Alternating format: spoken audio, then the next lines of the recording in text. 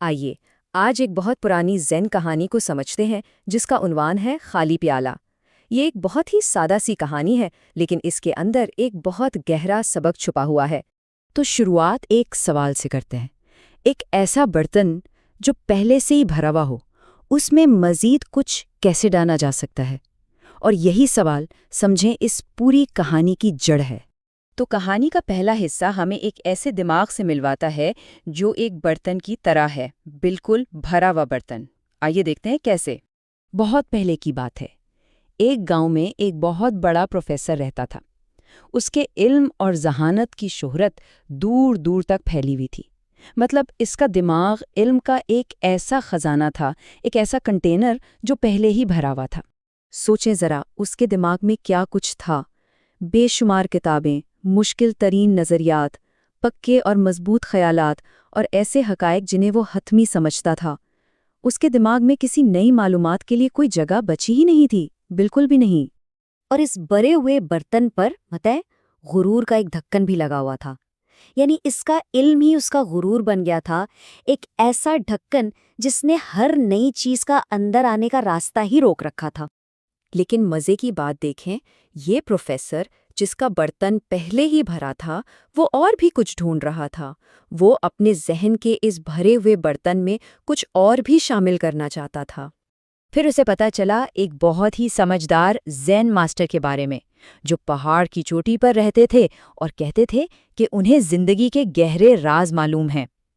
Professor نے فوراً سوچا، واہ، یہ تو ایک اور قیمتی چیز ہے جو میرے علم کے ذخیرے میں شامل ہو جائے گی۔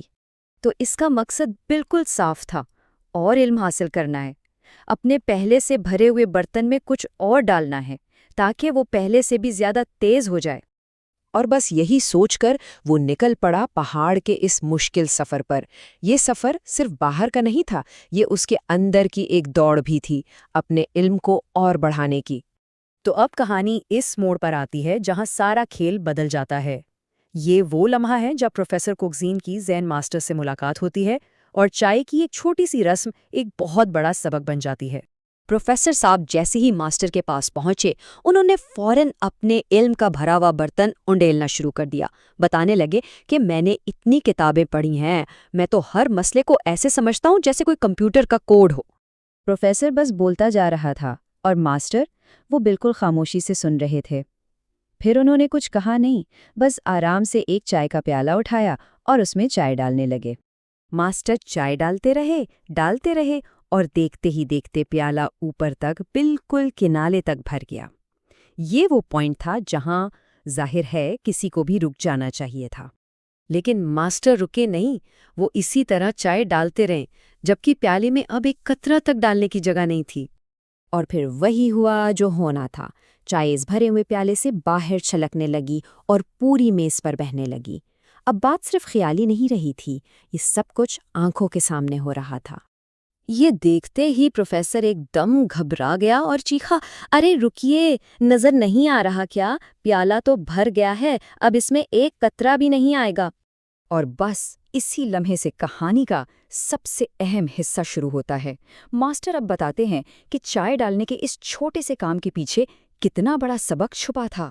ماسٹر نے مسکرا کر بہت آرام سے کہا، تم بالکل اس پیالے کی طرح ہو، تمہارا ذہن بھی اپنی معلومات اور اپنے خیالات سے اسی طرح بھرا ہوا ہے۔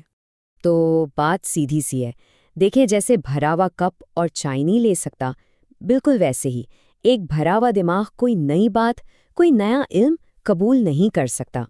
جو کچھ بھی نیا ڈالنے کی کوشش کی جائے گی وہ بس چھلک کر باہر گر جائے گا۔ اور پھر ماسٹر نے وہ آخری بات کہی جو اس پوری کہانی کا نچوڑ ہے، جب تک تم اپنا پیالہ خالی نہیں کرتے میں تمہیں کچھ بھی نیا نہیں سکھا سکتا۔ تو اس کہانی سے جو سبق ملتا ہے اسے ہم خالی کرنے کا اصول کہہ سکتے ہیں۔